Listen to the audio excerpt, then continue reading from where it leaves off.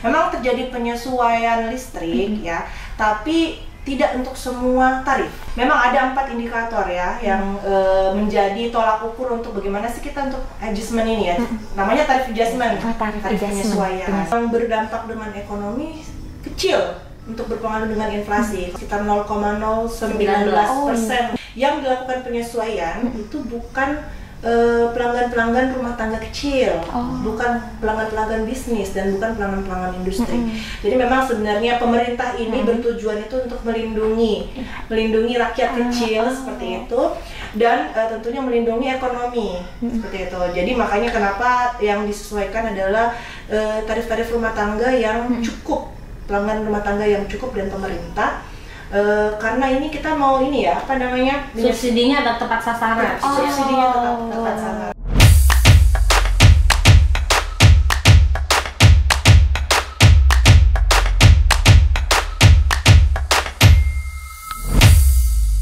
Assalamualaikum warahmatullahi wabarakatuh. Halo pemirsa Pakalar TV, berjumpa lagi bersama saya Nona Miftah dalam program Ngopi Rong.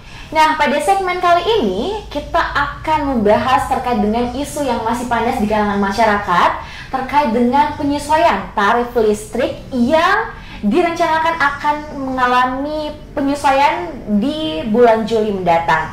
Untuk itu pada hari ini kita sudah kedatangan tamu ya dari PLN UP 3 Makassar Selatan. Ada Kak Andi Nurul Fadila Ayu selaku Supervisor Pemasaran dan Pelayanan Pelanggan, dan juga ada Kak Kiki Reski Andrani selaku Asisten Analis Pemasaran dan Pelayanan Pelanggan. Bagaimana kabarnya hari ini, Kak? Alhamdulillah baik. Alhamdulillah, Kakak ini jauh datang ke Makassar ya untuk menemui kita.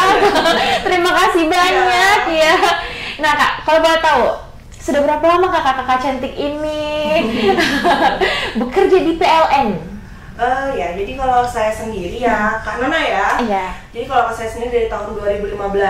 Nah, itu langsung di WLP Mato Angin, kemudian sekitar 1 tahun yang lalu naik ke P3 Makassar Selatan. Tapi semuanya tetap di Makassar semua sih. Berarti sudah 7 tahun ya, Kak? 6 tahun. Oh, 6 tahun. Kalau Kak Kiki sendiri? Kalau saya hampir sama ya dengan Kak Andi Nurul. Jadi saya kurang lebih per Juli nanti itu juga udah 6 tahun. Tapi awal tugas saya itu ditempatkan di Jawa Timur, Pak. Di Jawa Timur, tepatnya UP3 Madiun. Kemudian di Makassar Selatan ini kurang lebih sudah 1 tahun setengah berkantor di UP3 Makassar Selatan. Berarti sudah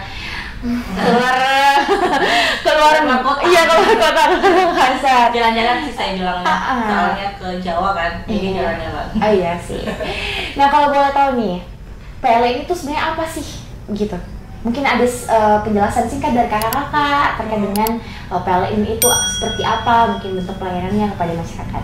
Oke, jadi kalau untuk kami ya, untuk bagian PLN P3 Makassar Selatan sendiri itu, kami di bawahnya dari PLN P3 Makassar Selatan sendiri itu ada 6 WLP. Jadi WLP itu unit layanan pelanggan.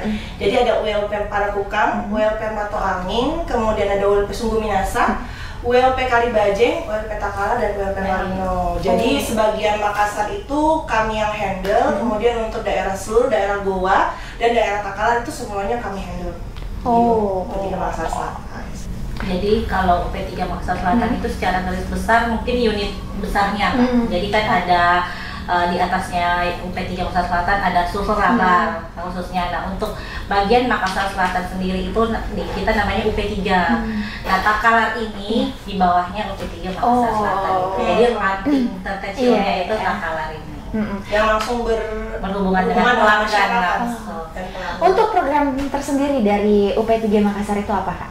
Makassar Selatan. Iya. Mungkin ada program-program yang bisa pemirsa Pakalar TV ketahui gitu ya. Jadi sebenarnya kami dari P3 Makassar Selatan sendiri, kami kayak punya inovasi gitu loh. Ya. Kita beri nama LOD atau Electricity on Demand. Jadi untuk LOD ini sendiri, kalau misalnya Kak Nona nih mau bikin acara, misalnya hajatan, sudah nikahan ya. Amin. Kemudian nanti misalnya setelah nikahan mau nonton konser musik gitu ya. Terus kemudian ada juga kalau misalnya meeting begitu oleh instansi-instansi. kami siap untuk mensuplai listriknya. Jadi kalau misalnya ternyata suplai listrik yang di tempatnya itu misalnya nggak cukup, ini bisa langsung bermohon ke PLN setempat. Kemudian nanti kami bisa suplai sesuai dengan daya listrik yang dibutuhkan.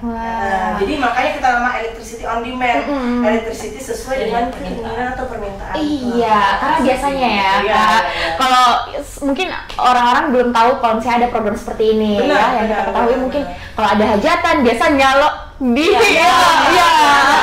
ataupun juga biasa pakai genset, padahal biaya genset juga mahal. Kalau misalnya nanti dari PLN sendiri, kami ada namanya UPS, Mbak. Jadi UPS itu adalah kayak power bank gitulah, power bank versi besar. Jadi kami ketika misalnya nantinya, ya kita nggak minta-minta nih ya, namanya force majeure atau apa bisa terjadi pemadaman.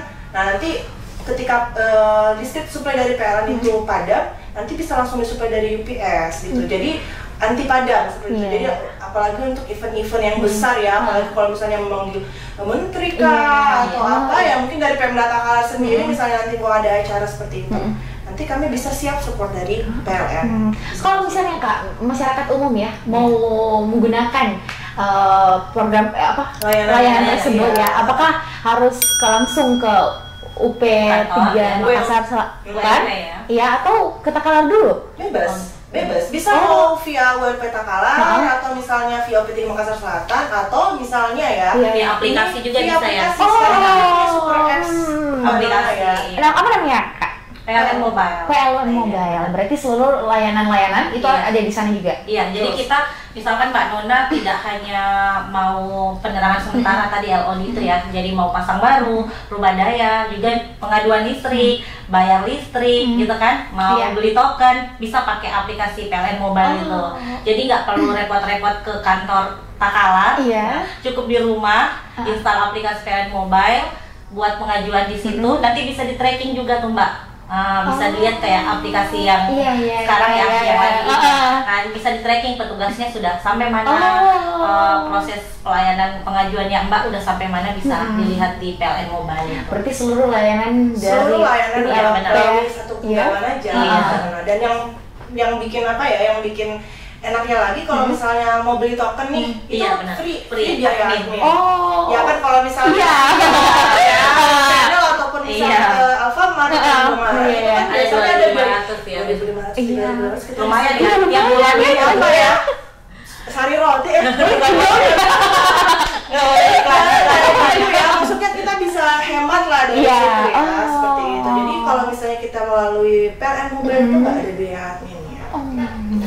Untuk pengajuan misalnya, kalau misalnya ada bermasalah di rumah gitu, mati lampu tiba-tiba mati, apakah pengajuan itu bisa langsung di PLN Mobile itu, atau ada call center tersendiri misalnya? Bisa banget. Bisa. Jadi kalau misalnya untuk pengaduan keluhan pemadaman atau misalnya ada bermasalah lah di KWH meter, itu via PLN Mobile sekarang semua cepat dan mudah, dan nggak perlu lagi ya kalau kita via call center kan biasanya banyak ya. Biasanya kan kalau anak-anak muda sekarang udah jarang ya yang punya pulsa telepon betul data. Jadi lebih mudah kalau misalnya kita menggunakan aplikasi via kuota aja, itu bisa di tracking petugasnya udah sampai di mana, kemudian apakah selesai, kemudian nanti di endingnya bisa kita diberikan rating bintang 5 kalau misalnya memang puas dengan pelayanan dari PLN. Seperti itu. Nah Kak, ini kan pelayanannya sekarang sudah digitalisasi gitu, dan ada perubahan yang dulunya mungkin kita harus ke loket ya kan. Apakah itu tetap dijalankan juga atau sudah dihilangkan? Iya. Apalagi kan sekarang ini beberapa tahun, 2 tahun terakhir kita masa pandemi ya, untuk tatap muka itu dibatasi. Jadi kalau kita di PLN itu Mbak, sebenarnya ada banyak channel-channel kita bisa melakukan pengaduan. Kita kan juga tidak memungkiri tidak semua mungkin punya gadget ya, mungkin apalagi kayak di pelosok dan lain-lain, mungkin ada yang pelanggannya orang tua dan semacamnya, mungkin yang belum bisa menggunakan gadget. Kita juga tetap menerima pelayanan di kantor. Nah, selain itu juga kita tetap mengedukasi pelanggan-pelanggan kita untuk tetap menggunakan aplikasi PLN Mobile atau tetap melakukan pengaduan menggunakan call center. Jadi pengaduan di kantor tetap kami buka, tapi di aplikasi juga kita lebih menghimbau untuk Soalnya kalau di aplikasi kita lebih transparan, Pak. Nah, kalau misalkan di kantor kan kita tidak tahu, mungkin ada oknum yang mengatasnamakan PLN dan semacamnya. Nah, kalau di aplikasi kan semuanya secara transparan. Nah, kita juga bukan hanya di Takalar juga yang bisa memantau, pelanggan pun bisa memantau secara langsung pengaduannya kalau by aplikasi. Iya, betul sekali. Nah, jadi pemirsa Takalar TV ya, ternyata ada banyak sekali layanan-layanan yang diberikan oleh PLN UP3 Makassar Selatan, khususnya yang ada di Kabupaten Takalar, yang dapat kita gunakan ya, Mbak cantik. Nah, saya mau tanya ini, selama menjadi apa ya namanya kalau misalnya pegawai PLNers, iya, selalu menjadi PLNers. Apa sih sebenarnya suka dukanya gitu kan? Apalagi kan Mbak ini adalah perempuan ya, dan kalau kita lihat PLN, wah listrik nih, timing nih gitu. Kalau dari saya sendiri sih ya, mungkin ya kalau misalnya kita ke lapangan ya, kita kan ciwi-ciwi ya, maksudnya udah setengah mati perawatan. Ya itu sih maksudnya, tapi ada kebahagiaan sendiri sih kalau misalnya kita kayak sosialisasi ke instansi-instansi atau misalnya ke kelurahan-kelurahan, kami datangi semua untuk sosialisasi. Nah itu di situ kita ada kayak perasaan gimana ya, senang untuk bisa melayani seluruh masyarakat, bahkan yang ibu-ibu yang maksudnya nggak ngerti masalah ini, kita jelaskan ya tentang bahaya listrik atau tentang berapa kWh sih digunakan ini ya, itu senangnya tuh di situ, walaupun misalnya kita harus ke lapangan ya, panas-panas dan sebagainya macamnya. Itu sih kalau misalnya dari saya ya. Kalau saya sendiri sih sebenarnya sebelum saya kerja di PLN, pasti di pikiran saya tuh PLN apa sih, pasti listrik, setrum dan lain-lain. Ternyata setelah saya menjalani itu ya enggak, jadi di PLN itu tidak hanya kita melulu menyediakan pasokan listrik, tapi kita juga melayani pelanggan.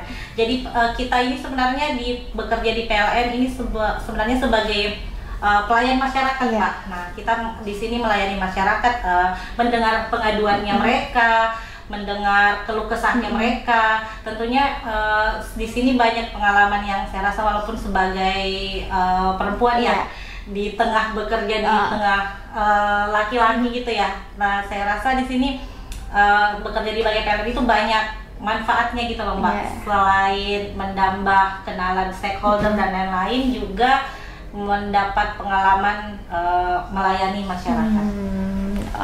Iya. Nah, saya mau kembali nih. Kakak kan Kadila dulu. Kadila kan sebagai supervisor pemasaran dan pelayanan pelanggan gitu. Kalau misalnya dilihat dari ini kan supervisor pemasaran dan pelayanan pelanggan, apa saja sih yang menjadi ranah-ranah kerjanya Kakak? Ya, kalau misalnya biasanya kan selalu mikir ya, kalau PLN tuh nggak perlu pemasaran, pasti ada. Iya, betul. Perlu kan mikirnya kayak gitu ya. Pasti pelanggan datang. Betul gitu ya. Dari mana? Dari PLN, karena kan memang PLN tuh sebagai satu-satunya ya yang untuk langsung penyedia listrik nasional seperti itu.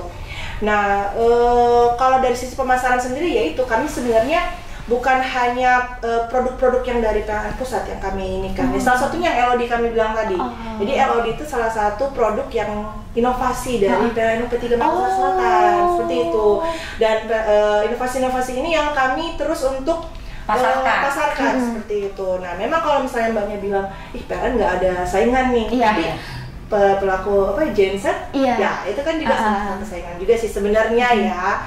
Karena kami memang selain memasok listrik, kami juga ada yang terkait untuk bisa sustainable energy. Jadi maksudnya itu energi yang hijau. Jadi kalau misalnya dari kami kan sebenarnya kalau dari pasokan pembangkit listrik itu kan ada yang tahu nggak yang PLTB yang ya itu kan salah satu itu salah satu PLTB terbesar di Indonesia gitu, dan salah satu yang pertama juga kalau nggak salah ya. Jadi memang kalau misalnya kita disuplai dari tenaga-tenaga yang energi hijau itu kan kita juga turut membantu bumi ya. Nah itu yang sebenarnya pemasaran yang seperti itu, sosialisasi ke pelanggan terkait tentang super apps kami PLN Mobile. Jadi bukan melulu KWH yang kami mau jual gitu, tapi banyak pemasaran dan pelayanan pelanggan yang kami berikan seperti itu. Kalau Kak Kiki sendiri? Kalau saya sih kan sekarang saya sebagai analis, asisten analis ya pemasaran pelayanan pelanggan, kurang lebih sama seperti Kak Dila. Jadi Kak Dila ini atasan saya, kan supervisornya, saya ini bos saya lah kalau bisa dibilang. Secara tidak langsung kami dari PLN itu sekarang Mbak, dengan berkembangnya zaman, kita sekarang itu jemput bola. Nah, jemput bola maksudnya kita yang datang langsung ke rumah pelanggan.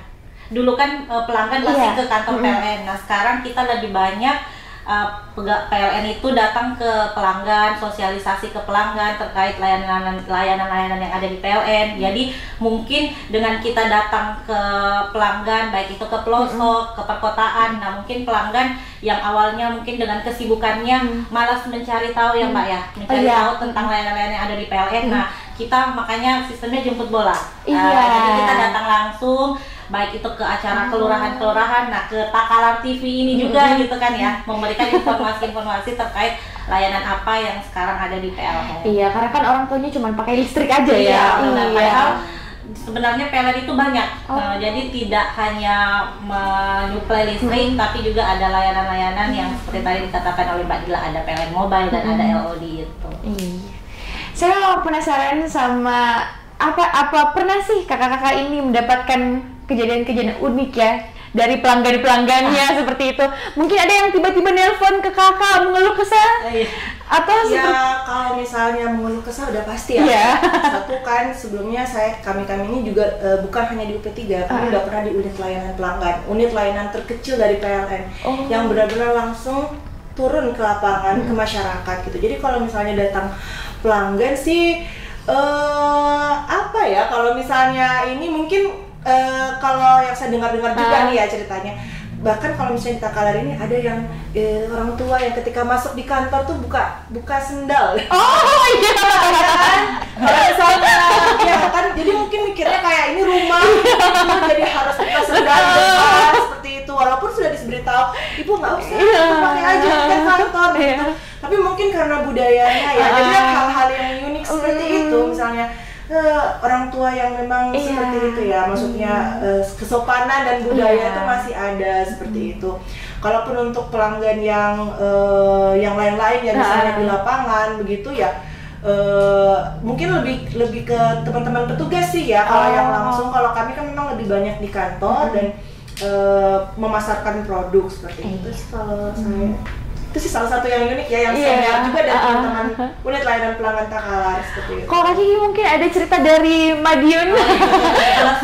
Sebelum kali Madiun kan saya di sini kan di PLN ada bagian pelayanan pelanggan, ada bagian teknik, ya Mbak, ada bagian ngurusin tagihan listrik dan lain-lain. Nah, sebelumnya saya di Madiun itu bagian ngurusin tagihan listrik. Nah, biasa tuh saya kena marah pelanggan, udah biasa. Jadi kayak mana di sana pelanggannya tuh kadang kalau di sini kan kita bahasa Indonesia atau bahasa Makassar gitu ya Mbak, di sana ya bahasa Jawa gitu kan, saya nggak ngerti, saya cuma enggak gitu. Jadi ya itu salah satu pengalaman saya. Jadi tapi saya 5 tahun di sana jadi pasti bahasa Jawa Mbak. Boleh dicoba. Nggak ada ini kan.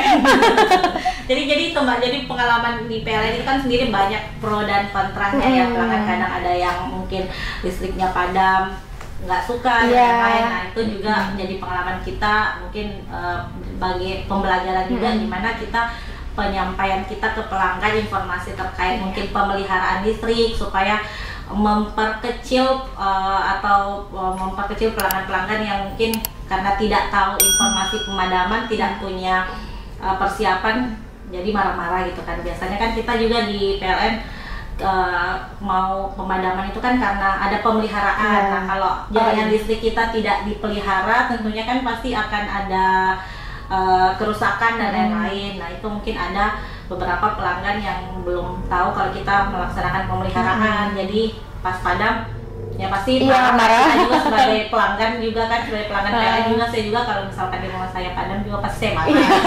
Tapi kalau sudah tahu sebelumnya kan pasti bakalan mengerti gitu. Jadi itu sih Mbak. Tapi salah satunya ya itu yang terkait pemberitahuan. Kalau kita udah pakai PLN Mobile muncul Mbak.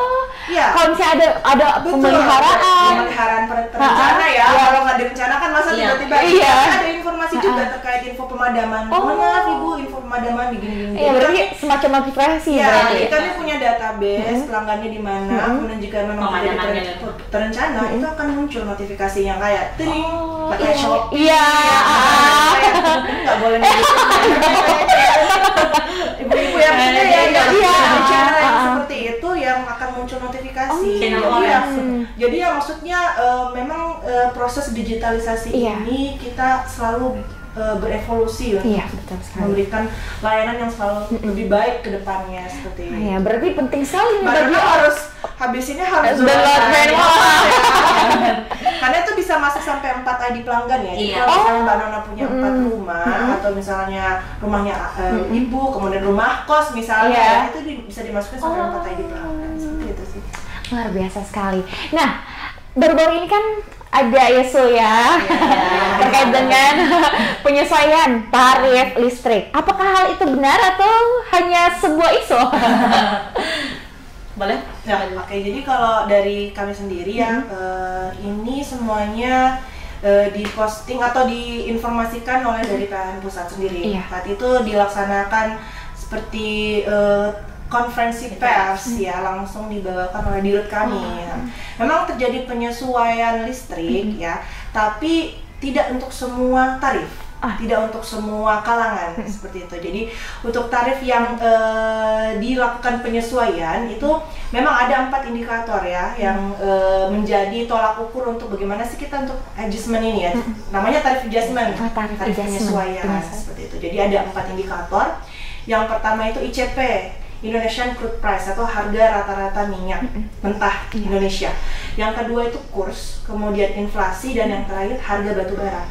Jadi berdasarkan 4 ini pemerintah akhirnya menyesuaikan tarif tenaga listrik, namun hanya yang mampu seperti itu. Jadi untuk tarif rumah tangga mampu dari 3.500 ke atas dan tarif pemerintah. Jadi instansi pemerintah dilakukan penyesuaian. Iya, karena kan selama ini ya kalau kita dengar isu-isu yang di luar itu mengatakan kalau ada kenaikan ya, bukan penyesuaian. Bagaimana sebenarnya bentuk sosialisasi dari UP3 Makassar Selatan sendiri untuk wilayahnya? Salah satunya di Kabupaten Takalar. Kalau kami semenjak sudah konferensi pers itu ya Mbak, H+1 setelah konferensi pers, kami dari PLN UP3 Makassar Selatan sudah melakukan bersurat, kemudian ketemu langsung juga untuk wilayah Makassar Selatan sendiri kan wilayah kerjanya Kota Makassar, sebagian Kota Makassar, Kabupaten Goa dan Kabupaten Takalar. Nah, untuk Pemkot Makassar juga kita sudah lakukan proses menyurat, terus Kabupaten Goa juga sudah kita lakukan surat dan bertemu langsung memang dengan salah satu bagian di Kabupaten Goa dan juga di Takalar. Kita juga sudah lakukan surat dan kemudian sosialisasi kami juga itu dalam bentuk kita selalu melakukan posting juga Mbak di IG sosialnya Makassar Selatan maupun bisa dilihat di IG PLN Makassar Selatan ya. Jadi semua info-info baik itu penyesuaian tarif, promo-promo dan kemudian layanan-layanan yang ada di PLN semua kita posting di IG PLN Makassar Selatan. Seperti itu. Kalau dampak dari penyesuaian tarif ini untuk mungkin secara menyeluruh itu seperti apa? Ini kan baru akan ditetapkan di tanggal 1 Juli 2020 ya. Dan ini sebenarnya kalau mau dibilang berdampak dengan ekonomi kecil untuk berpengaruh dengan inflasi. Kalau yang dari kami diinfokan sekitar 0,019%. 0,019%. Karena memang yang dilakukan penyesuaian itu bukan pelanggan-pelanggan rumah tangga kecil, bukan pelanggan-pelanggan bisnis dan bukan pelanggan-pelanggan industri. Jadi memang sebenarnya pemerintah ini bertujuan itu untuk melindungi rakyat kecil seperti itu dan tentunya melindungi ekonomi seperti itu. Jadi makanya kenapa yang disesuaikan adalah tarif-tarif rumah tangga yang cukup, pelanggan rumah tangga yang cukup dan pemerintah. Karena ini kita mau ini ya, apa namanya? Subsidinya ada tepat sasaran. Subsidinya tepat sasaran, benar. Jadi benar-benar benar-benar subsidinya itu diberikan kepada kalangan yang berhak. Nah, jadi kan kalau di PLN itu ada daya 3.500 sampai ke atas itu kita namakan rumah tangga mampu ya Pak ya. Dan juga kalangan pemerintah, dan dari se-Indonesia pun ini kurang lebih hanya 3% pelanggannya total yang penyesuaian. 3% ya? Cuma 3% yang terdampak. Ya ini isunya kan membesar. Iya. Oh, naik listrik. Betul. Karena banyak isu-isu lain yang sebelumnya. Ada minyak goreng dan lain-lain ya. Listrik juga ikut naik. Padahal sebenarnya yang bicara pun mungkin nggak naik. Seperti itu. Jadi memang hanya beberapa yang memang supaya subsidinya tepat sasaran. Iya, betul sekali. Gitu. Tapi memang tarif adjustment ini sebenarnya sudah ditetapkan dari tahun 2014 nih Mbak Nona. Cuman memang dari tahun 2017 itu sampai sekarang yang sampai bulan Juni ini nggak pernah ada perubahan. Nah, bahkan sempat di triwulan ke-3 ya atau ke-4 itu di tahun 2020 malah turun tarif adjustment-nya. Cuman kan biasa kalau turun nggak kerasa ya, booming ya. Kalau misalnya naik, langsung hebring gitu. Padahal sebenarnya yang dinaikkan pun yaitu tidak semua, cuma 3% dari total pelanggan se-Indonesia. Sangat-sangat. Apalagi 3% ditarik ke UP3 Makassar Selatan, ditarik mungkin berapa persen? Iya. Ya, jadi memang isunya ya namanya sekarang namanya digitalisasi ada plus minusnya ya. Jadi semua informasi kadang mungkin kurang tersaring. Nah, ini mungkin salah satunya ya dari Pemda Takala TV ya. Di Takala TV ngajak kami ini di Ngompirong buat ya istilahnya apa ya? Memvalidasi ya? Iya, memvalidasi. Berarti kalau misalnya dari 3% itu untuk seluruh pelanggan, berarti untuk Kabupaten Takala sendiri berarti 0,0. Iya, berarti tidak terlalu, kalau kita mau lihat atau merasakan tidak terlalu berpengaruh begitu ya. Betul. Nah, pemirsa Takala TV, ternyata isu yang saat ini kita dengarkan itu bukan kenaikan, tapi ternyata penyesuaian, dan itu hanya 3% dari seluruh total pelanggan PLN di Indonesia. Jadi memang dampaknya untuk di Kabupaten Takala sendiri itu sangat-sangat kecil, bisa dibilang di bawah 3% ya. Nah, saya mau minta ini harapan dari kakak-kakak semua, terkhusus untuk masyarakat Takala terkait dengan pelayanannya.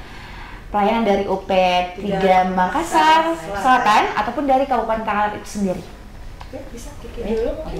Kalau harapan saya sih dan juga saya menghimbau ya Pak ya, untuk masyarakat Kabupaten Takala untuk selalu bayar listrik tepat waktu, mulai dari tanggal 2 sampai dengan tanggal 20 setiap bulannya. Jadi budaya untuk membayar listrik tepat waktu mungkin lebih ditingkatkan lagi gitu ya Mbak ya, supaya juga dan kemudian untuk pelayanan-pelayanan dari PLN ULP Takala khususnya kita juga membuka masukan dan saran apabila ada pelayanan kami yang mungkin yang masih kurang memuaskan, silahkan bisa disampaikan secara langsung baik melalui IG PLN Makassar Selatan ataupun juga bisa mungkin berkunjung langsung ke ULP Takala.